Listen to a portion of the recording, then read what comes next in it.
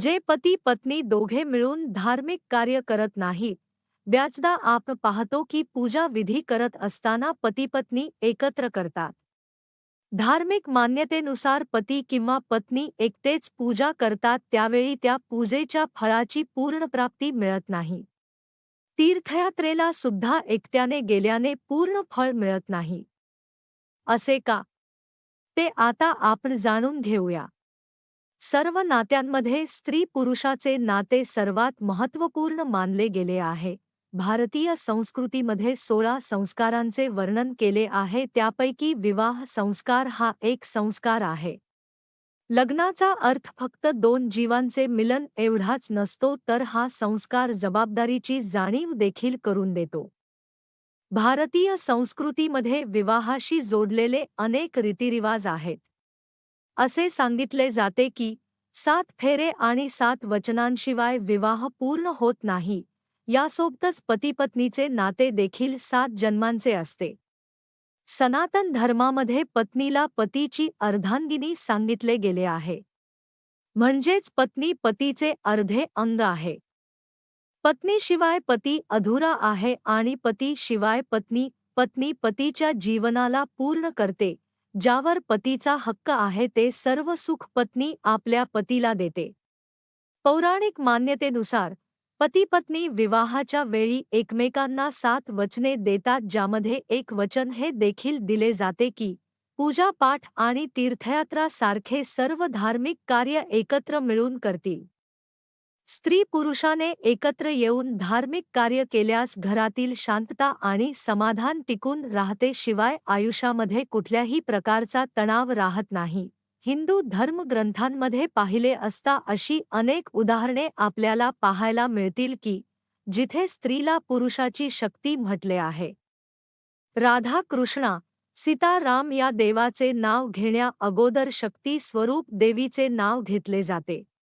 पत्नीशिवाय पतीद्वारा केले गेलेले धार्मिक कार्य अधुरे मानले जातात. कुठलेही धार्मिक कार्य पती-पत्नी एकत्र मिळून करत असतील तर त्यांच्यामध्ये प्रेम कायम बनवून राहते. नात्यांमध्ये आलेल्या उतार चढावांना शिवाय क्लेश कमी होण्यास मदत मिळते. पूजेचे दुप्पट फळ मिळते आणि घरामध्ये चौपट सुख संपत्ती येते. पूजेचे फळ तात्काळ प्राप्त होते.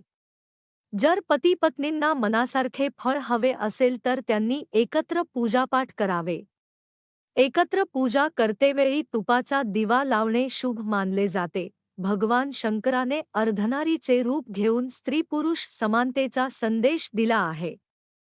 या कारणामुळे स्त्रीला प्रत्येक कामात सहभागिनी बनवले जाते. हिंदू धर्मशास्त्रामध्ये पत्नीला वामांगी सांगितले गेले आहे. याचा अर्थ आहे डाव्या बाजूचा अधिकारी, म्हणूनच स्त्रीला पुरुषाचे डावे अंग मानले जाते. कारण भगवान शंकराच्या शरीराच्या डाव्या बाजूने स्त्रीची उत्पत्ती झाली आहे. हस्तरेखा शस्त्राच्या काही पुस्तकांमध्ये पुरुषाच्या उजव्या हाताने पुरुषाची स्थिती आणि डाव्या हाताने स्त्रीची स्थिती दाखवली गेली आहे. स्त्रीला वामांगी म्हटले असल्यामुळे झोपते वेळी आणि आशीर्वाद ग्रहण करतेवेळी स्त्री नेहमी पुरुषाच्या डाव्या बाजूला असावी.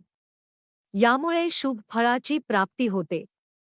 महाभारतामध्ये देखील पती-पत्नीच्या संबंधांविषयी बरेच काही सांगितले गेले आहे. भीष्म पितामह यांनी सांगितले की पतीचे कर्तव्य असते की त्याने पत्नीला नेहमी खुश ठेवावे. कारण स्त्रीमुळेच वंशवृद्धी होते. स्त्री घरातील लक्ष्मी आहे. जर घरातील लक्ष्मी आनंदी असेल तरच घरामध्ये सुख संपत्ती येईल. गरुड पुराणामध्ये पत्नीच्या गुणांविषयी संक्षिप्त रूपात वर्णन सांगितले आहे. यामध्ये सांगितल्याप्रमाणे पती-पत्नीचे नाते हे फार पवित्र असते. पती-पत्नी एकमेकांना पूरक असतात. पत्नीचे गुण किंवा अवगुण हे पतीला प्रभावित करत असतात. जी पत्नी घर स्वच्छ ठेवते, घरातील सर्व कामे करते, अतिथींचा आदर करते, थोड्या सामग्रीत देखील घर चालवण्याची क्षमता ठेवते, यासारख्या सर्व जबाबदाऱ्या पार पडते, अशा स्त्रीला सुशील पत्नी असे म्हटले आहे. अशी पत्नी आपल्या परिवारासाठी आणि पतीसाठी भाग्यशाली मानली गेली आहे. अशा घरांमध्ये माता लक्ष्मीचा आशीर्वाद असतो.